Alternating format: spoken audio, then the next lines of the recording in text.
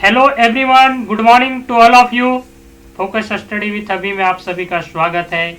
मैं गांधी सर। आज हम लोग उत्पाद सिपाही का खोरठा सिलेबस देखेंगे। उत्पाद सिपाही का खोरठा सिलेबस देखेंगे। उत्पाद सिपाही का खोरठा सिलेबस देखेंगे और इससे 100% स्कोरिंग किस प्रकार से हो, 100% हम लोग का प्रश्न हमारी झोली में किस प्रकार से हो, इस पे हम लोग चर्चा करेंगे, है ना। पहले समझ लेते हैं कि टाइमिंग क्या होगा, कितने नंबर क्या मिलेगा। भाई इसमें आपको 2 घंटे का टाइम मिलेगा। टाइमिंग कितनी है? 2 घंटे।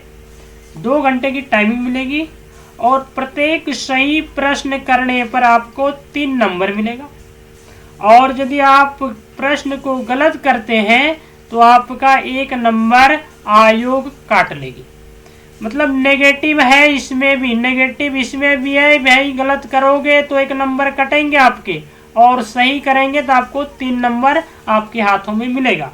ये रहा इस खोरठा सिलेबस उत्पाद सिपाही का प्रकृति। अब हम लोग देखते हैं इसमें पढ़ना क्या है और क्या क्या किस प्रकार से हम लोग आगे पढ़ेंगे, है ना। गद्य भाग, कहानी, नाटक, लघु उपन्यास। गद्य भाग में आपका क्या है? कहानी है, एकांकी है, नाटक है और लघु उपन्यास। आपका गद्य भाग में का जो भाग है, का सेक्शन है, उसमें गद्य पद्य संग्रह प्रकाशक खोरठा साहित्य संस्कृति परिषद बोकारो। ये जेएसएससी आयोग के द्वारा आपका गद्य पद्य संग्रह बोकारो से जो प्रकाशित होती है साहित्य संस्कृति, इसकी अध्ययन करने का सुझाव दे रहे हैं। आप इससे यदि आप अध्ययन करेंगे तो जाकर के आपका जो भी प्रश्न यहाँ से पूछेगा आप उसमें 100% पकड़ में आएगा, स्कोरिंग कर लेंगे। दूसरा खास सेक्शन आपका है दू डायर जिरहुल फूल। दू डायर जिरहुल फूल, यहाँ से भी यदि आप 2 डायर जिरहुल फूल को कवर करने के लिए इस पुस्तक को यदि 100% पढ़ लें तो यहाँ से भी 100% आप स्कोरिंग कर जाएंगे। ये आपका गद्य भाग का सिलेबस रहा। ये आपका गद्य भाग का सिलेबस रहा। गद्य भाग में जितने भी प्रश्न पूछेंगे वो यदि आप का और खा इस दोनों सेक्शन को 100% अध्ययन कर लिया जाए तो आपके यहाँ से पूछने वाले प्रश्न भी बाहर नहीं जाएंगे, आपके हाथ में पलड़े में पकड़ में आएगा। चलिए व्याकरण सेक्शन में देखते हैं कि भाई कौन कौन सा टॉपिक हमको व्याकरण में अध्ययन करना है। व्याकरण में आपका संज्ञा, सर्वनाम, कारक, लिंग निर्णय, मुहावरा और कहावत, ये यदि पूरा कर लिया जाए तो व्याकरण से बनने वाले सभी प्रश्नों का उत्तर आप दे देंगे। ये यदि पूरा कर लिया जाए तो व्याकरण से जितने भी प्रश्न बनेंगे आप उसकी उत्तर दे देंगे। संज्ञा, सर्वनाम, कारक, लिंग निर्णय, मुहावरा और कहावत, है ना। इसे खोरठा में हम लोग पूरा करेंगे। अच्छा, यहाँ पर एक सवाल कमेंट में बच्चों ने किया था, मैं उनका उत्तर दे देता हूँ। कोई बच्चे बोले थे कि सर लैंग्वेज पेपर में थोड़ा आप हिंदी का भी प्रयोग कर दें तो हम लोगों को सरलता से समझ में आ जाएगा, हम लोग के लिए इजी हो जाएगा। ठीक है, अगली कोई भी वीडियो जाएगी लैंग्वेज पेपर खोरठा की तो हिंदी का भी हम प्रयोग करेंगे पूरी से। खोरठा तो हम पढ़ाएंगे ही, खोरठा लैंग्वेज रहेगा ही, खोरठा बोलेंगे ही और वहाँ हिंदी का भी दूसरी बार हम पूरा कर देंगे, है ना। फर्स्ट बार आपका खोरठा लैंग्वेज है तो खोरठा पूरा रहेगा और हिंदी भाषा का भी हम प्रयोग करके आप लोग को ये अनुभव नहीं होने देंगे, ये फील नहीं होने देंगे कि हम खोरठा पहली बार पढ़ने जा रहे हैं। हम खोरठा पहली बार पढ़ने जा रहे हैं। कोई फर्स्ट बार पढ़ रहा होगा तो भी उसको 100% समझ में आएगा और लास्ट भी पढ़ रहा होगा तो भी उसे पढ़ने में मजा आएगा। तो दोनों प्रकार से हम हिंदी और खोरठा दोनों लैंग्वेज का प्रयोग कर देंगे, ठीक है। चलो जी, सहायक पुस्तकें के रूप में जो आयोग ने सुझाव दिए हैं, जो आयोग ने अपने स्तर से प्रश्न पूछेंगे उसके बारे में चर्चा कर लेते हैं। यदि हम लोग को व्याकरण पढ़ना है तो व्याकरण किनका पढ़ना है?